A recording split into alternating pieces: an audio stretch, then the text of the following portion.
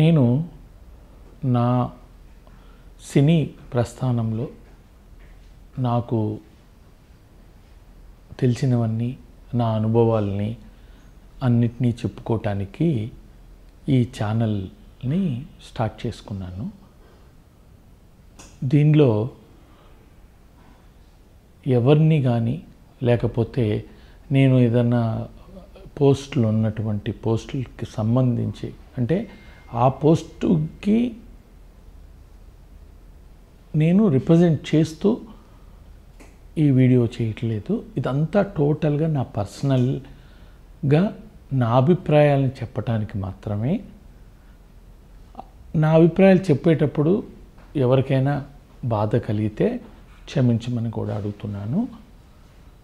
ఇప్పుడు నాకు రీసెంట్గా జరిగినటువంటి విషయాలని మీ అందరి ముందు ఉంచాలని కోరుకుంటున్నా. అందుకని ముఖ్యంగా మా ప్రొడ్యూసర్సు, డిస్ట్రిబ్యూటర్సు, ఎగ్జిబిటర్సు అందరూ కలిపి ఒక మీటింగ్ జరిగింది. ఆ మీటింగ్లో 3 రూపీస్ నుంచి 7 రూపీస్కి మెయింటెనెన్స్ ఛార్జెస్ గవర్నమెంట్ పెంచుతూ జీవో ఇష్యూ చేసిన దాని మీద జరిగిన చర్చలో అందరూ మీకు బాధగా ఉంటే మీరు కోర్టుకు వెళ్ళండి, కోర్టులో అది తెలిసిపోతుంది, ఎందుకు ఇక్కడ మీరు మాట్లాడటం వల్ల ఉపయోగం లేదు అన్నట్లు జరిగింది.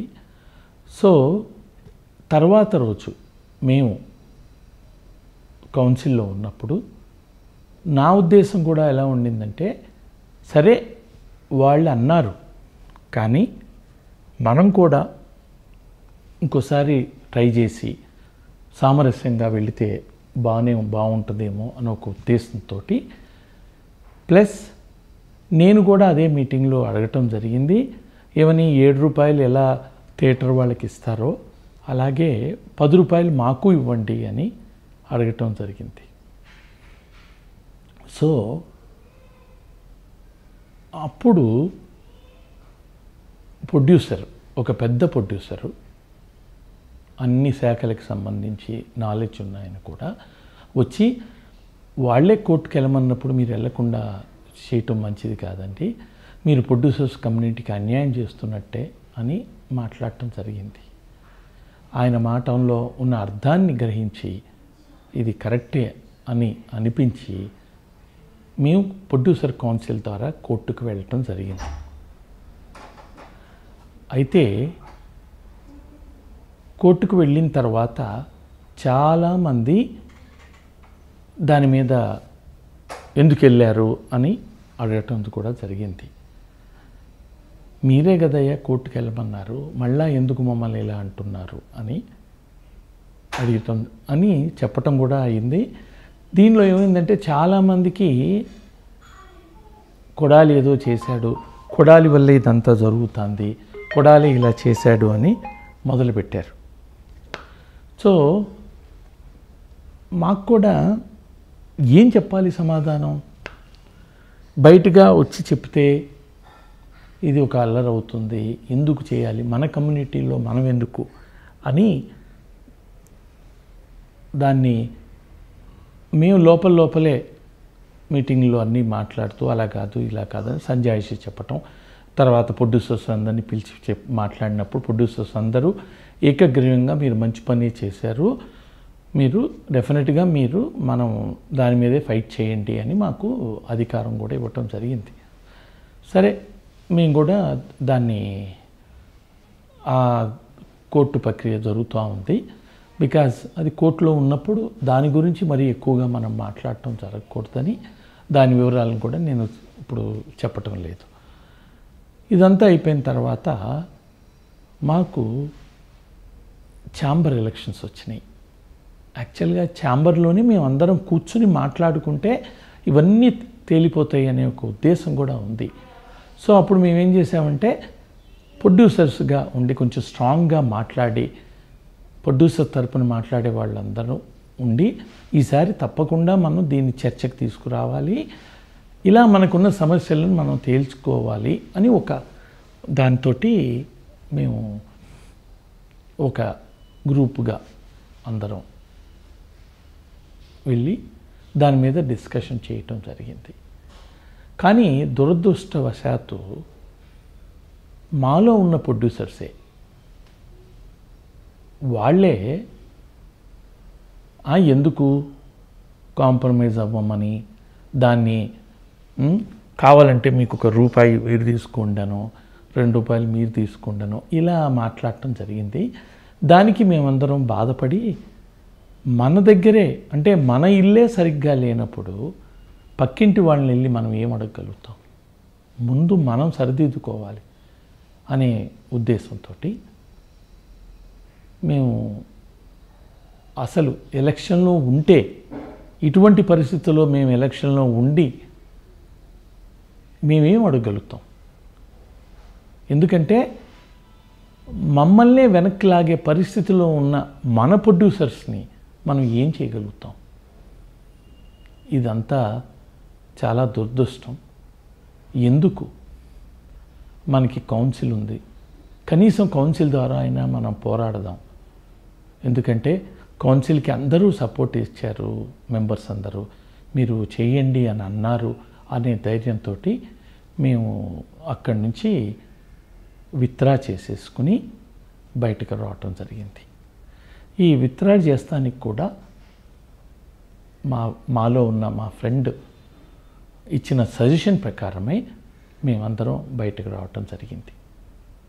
అయితే ఈ విషయాన్ని పక్కదో పట్టిస్తానికని కొందరు కొడాలి మోసగాడు, కొడాలి కౌన్సిల్కి వచ్చే డబ్బులన్నిటినీ నాశనం చేశాడు, అతను వచ్చే ఇన్కమ్ అంతా తగ్గిపోయింది, అంతకుముందు వచ్చే ఇన్కమ్ అంతా బయట ఒక కంపెనీ APT LLP అనే ఒక కంపెనీలో అతను కూడా ఒక పార్ట్నర్గా ఉంటూ దీన్ని నాశనం చేశాడు అని దీన్ని డైవర్ట్ చేస్తానికి ఆ టాపిక్ కింద ఛాంబర్లో డిస్కషన్లోకి వచ్చింది. అది ఛాంబర్కి సంబంధం లేనప్పటికీ ప్లస్ పైన ఉన్న వాళ్ళు కింద ఉండాలి అంటే మీరందరూ రిజైన్ చేసేసి రావాలి అని ఒక డిస్కషన్ జరగటం వల్ల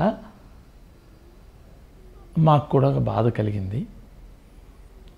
మేము అప్పటికే అన్నాము, ఆ సంస్థ గురించి ఏదన్నా ప్రాబ్లమ్స్ ఉంటే మనం కౌన్సిల్లో చర్చిద్దాం, దానిలో ఏదన్నా తప్పులు చేస్తే ఎవరినైనా మీరు అడిగే అధికారం మీకుంది అని చెప్తున్నా అసలు విషయాల్ని పక్కదో పట్టించి దీన్ని ఎలాగైనా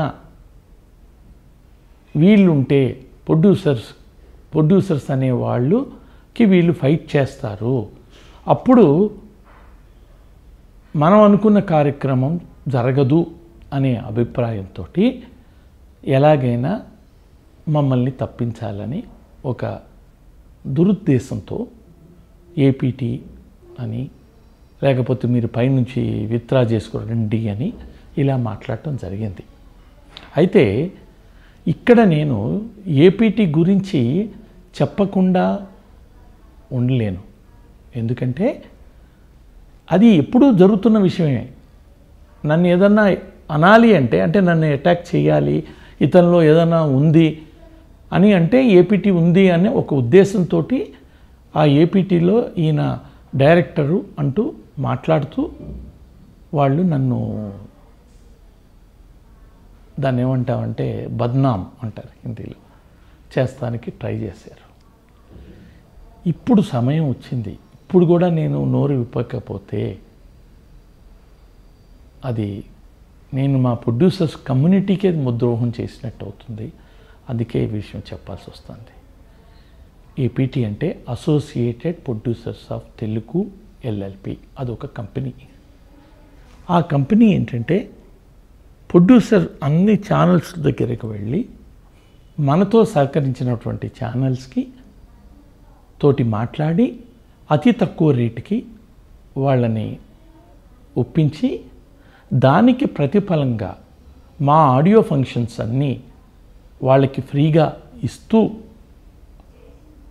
ఒక అగ్రిమెంట్ చేసి ఒక కంపెనీని స్టార్ట్ చేసి చేయటం జరిగింది. దాంట్లో నేను ఒక డైరెక్టర్గా ఉన్నా. యాజ్ ఎ ప్రొడ్యూసర్స్కి హెల్ప్ అయ్యే సంస్థ అది. అంటే ప్రొడ్యూసర్ని రక్షించే సంస్థ.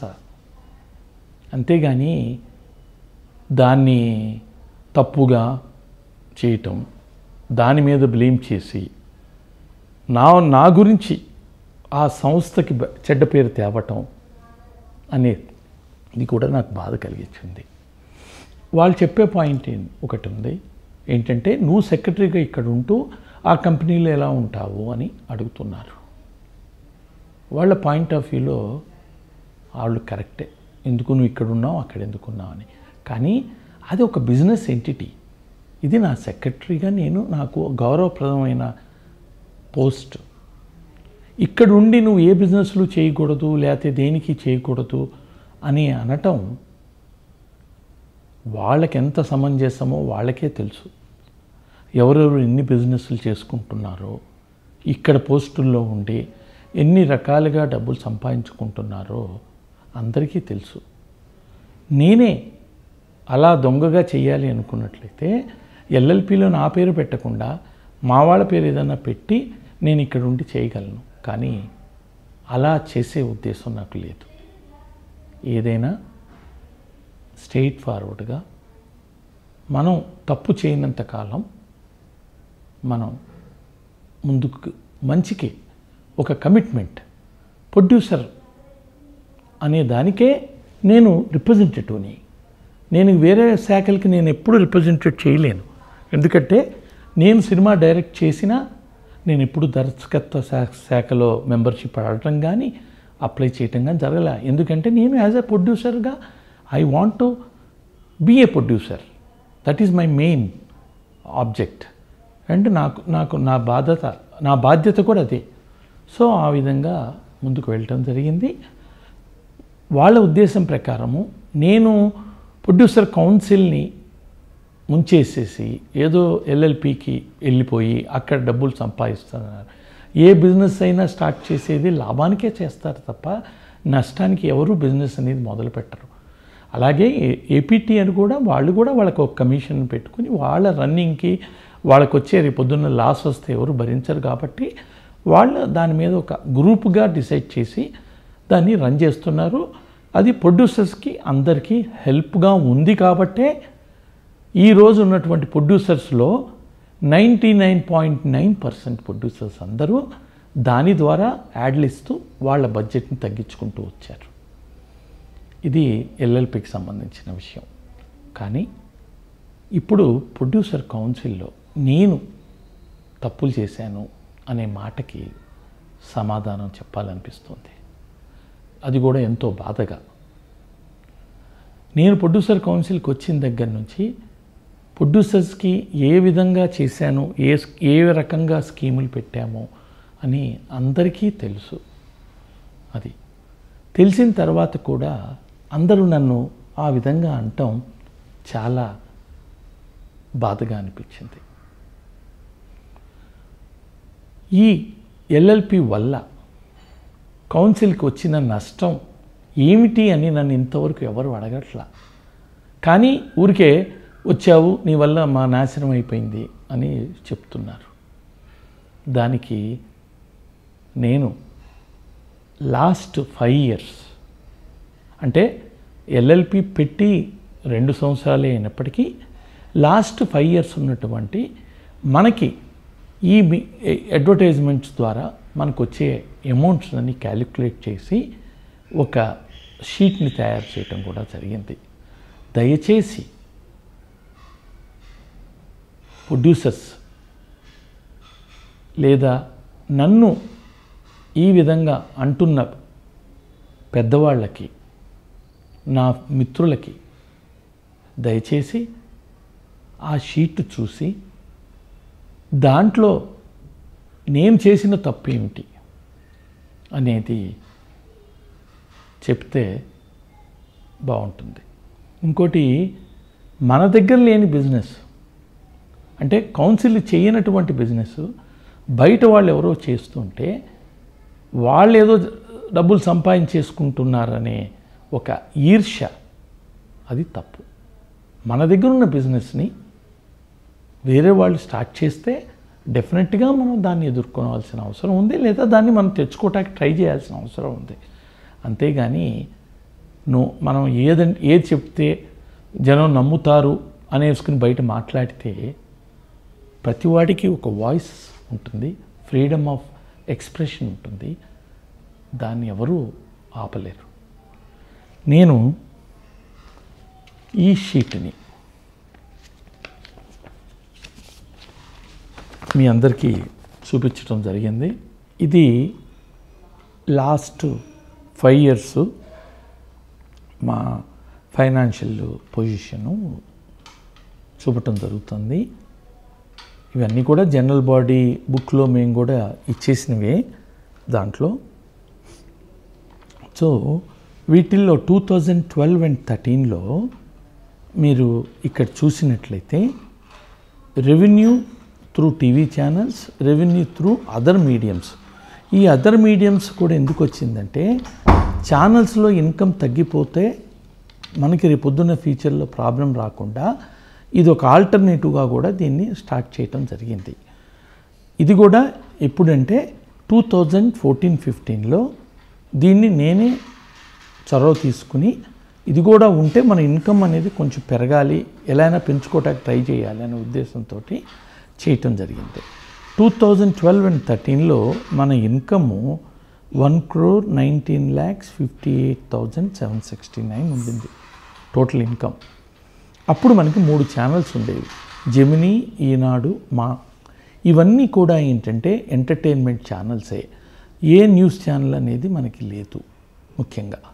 సెకండ్ 2013-14లో కూడా ఇన్కము 1,02,85,883. ఇది ఆ ఇయర్లో ఉన్నటువంటి ఇన్కమ్. తర్వాత 2014-15లో ముఖ్యంగా మీరు చూడాల్సింది కూడా, ఆ రోజు మనకి జెమినీ టీవీ మన దగ్గర నుంచి వెళ్ళిపోయారు. అంటే వాళ్ళు మీకు స్లాట్ ఇవ్వలేము అని చెప్పేసి వాళ్ళు మన అగ్రిమెంట్ క్యాన్సిల్ చేసుకుని వెళ్ళిపోవటం జరిగింది. దానికి ఎన్నో ప్రయత్నాలు జరిగినాయి, మీటింగ్లు పెట్టాము, అన్నీ చేసాం, వాళ్ళు రాలేదు. అడిగినా వాళ్ళు రేట్ ఎక్కువ అడుగుతున్నారు అనే ఉద్దేశంతో అందరూ సమిష్టిగా తీసుకున్న నిర్ణయం ప్రకారము జెమినీ టీవీ అప్పుడు మనకి లేదు. సో 2 ఛానల్స్ ఉండినాయి. 2 ఛానల్స్ ఉన్నప్పటికీ అప్పుడు 84,06,420 రూపీస్ మనకి ఇన్కమ్ వచ్చింది. అంటే ఈ డిఫరెన్స్, ఈ 1 crore నుంచి 84కి ఒక 16 లక్షలు మనకి ఇన్కమ్ తగ్గింది. ఇది దేనివల్ల తగ్గిందంటే, బికాజ్ జెమినీ టీవీ అనే ఛానలే లేదు, అంటే ఒక ఛానలే లేదు. అప్పుడు ఒక ఛానల్ లేనప్పుడు, ఇక్కడ 3 ఛానల్లో ఉన్నప్పుడు మనకి ఇంత అంటే 34,28,628 అనేది యావరేజ్. అంటే ఒక్కొక్క ఛానల్కి ఇంత ఇన్కమ్ వచ్చింది ఎప్పుడు మనకి 2013 and 14లో. అదే 2014-15లో కూడా మనకి 42,33,210 వచ్చింది. ఎందుకంటే 2 ఛానల్స్ ఉన్నాయే కాబట్టి వచ్చిన ఇన్కాన్ని 2 ఛానల్స్కి విభజించినట్లయితే ఇంత అమౌంట్ వచ్చింది.